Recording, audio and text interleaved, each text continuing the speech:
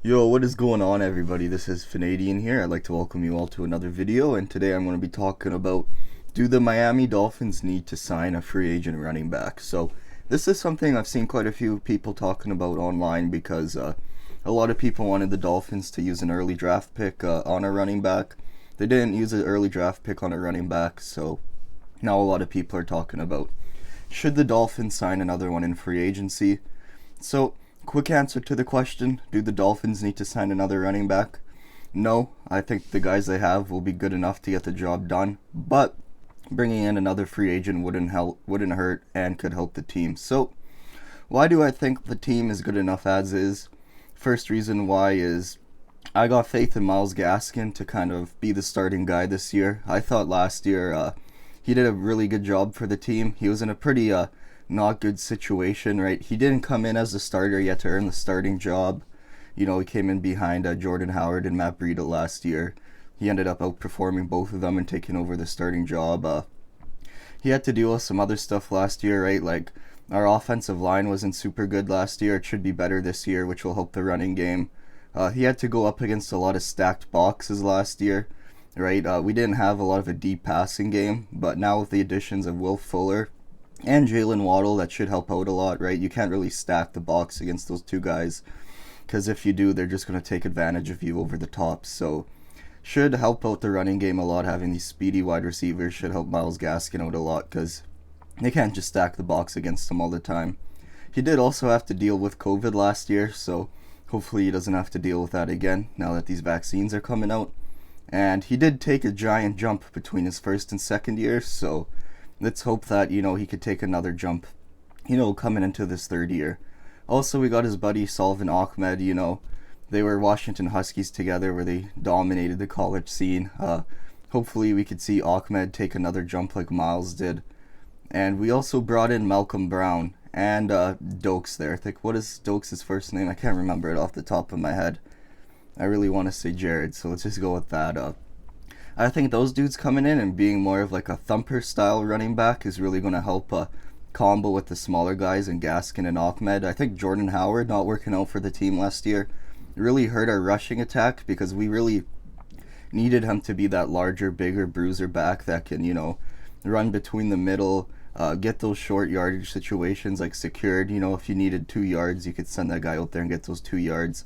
And he wasn't able to do that, so we had to have the smaller dudes kind of play that bruiser role, which kind of I feel like helped add to the fact that we had so many injuries. So I think having Malcolm Brown come in and kind of take that load off of Miles' shoulders is going to help a lot. And Malcolm Brown was pretty good with the Rams. Like, he is definitely an NFL starting level running back. I'm looking at his stats right now. I think last year he was averaging like 4.1 yards a carry, and he was the lead running back in that Rams backfield at the start of the season. It's just eventually, they wanted the rookie Cam Akers to take over. So him and Miles should be a solid enough 1-2 punch with Dokes and Ahmed providing pretty, like, I'd say solid depth behind them who could compete with them for that starting job and can step in if need be. Obviously, Dokes is a rookie, so we don't know what to expect from him. He was a 7th-round draft pick, so I feel like people aren't like super hyped from him, but at the same time, right, you could find a running back talent at any point of the draft, and just because the dude's a 7th-round pick doesn't mean he's going to be a bum, right? Like, Myles Gaskin was a 7th-round pick, so who's to say that Dokes isn't able to come in here and perform as well? So I think after everything I've said, the Dolphins are going to end up with like a middle of the pack rushing attack. A lot of people are going to say middle of the pack isn't good enough, but I don't really know if any of the available free agents right now are really going to take the Dolphins from like a middle of a pack rushing attack to like a top tier, top five. But if you do bring in a free agent, it could help us go from like maybe bottom of the middle of the pack to top middle of the pack, and could also guarantee that we're not a bottom five rushing attack again. So some of these guys that we could bring in to help out the team are Levy on Bell. The Dolphins did try to sign him when he got cut by the Jets last year. He went to the Chiefs. He didn't really do too much because he was kind of just sitting behind the running backs that they already had on the depth chart, like CEH. So he didn't really get to show his stuff last year. A lot of people are kind of, dumping on the guy, saying, ever since he left Pittsburgh, he hasn't been too good. But you never know, there's a chance he can regain that form he had while playing in Pittsburgh. You could kind of get him on a cheaper, like, prove yourself deal.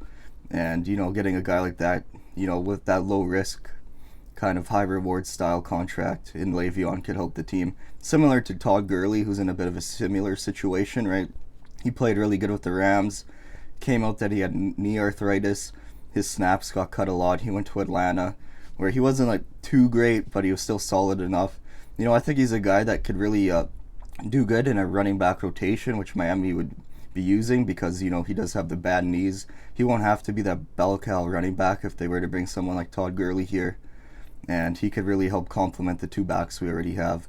Other than that, there isn't really anyone else that would make like a huge difference, right? There's dudes like Kerryon Johnson out there, but I think he just got signed, and like maybe Duke Johnson, but those are more like depth kind of guys, not really guys that are going to come in and really, I feel like, compete for that starting job. So I don't know, getting more depth could be good because our running back depth was tested last year, but like I said, I don't know if any of these guys are really going to make a giant difference. Like, they could definitely help the team, but it's not like there's any running backs left right now where it's like, if we get this guy, Miami's going to have a top rushing offense, unless maybe they can make a trade, right? There's been a lot of talks about people sowing rumors about maybe the Dolphins make a trade with the Jaguars, since they just drafted Travis Etienne, so maybe James Robinson will be on the trade block. Maybe, the Broncos drafted another running back, so maybe Melvin Gordon. The Colts, they have a really crowded running back room, so do the Buccaneers. Maybe the Dolphins can make a deal with those guys. But, we'll just have to see what happens over the course of the offseason. And, yeah, let me know what you guys think. Do you guys have faith in Myles Gaskin? Do you think he could be an NFL starter? Do you think the Dolphins need to sign someone like a Todd Gurley or a Le'Veon Bell? Let me know in the comments. And thanks for watching this video. Hopefully you enjoyed it. If you did, subscribe, like, all that good stuff. And until then, I'll see you all in the next video.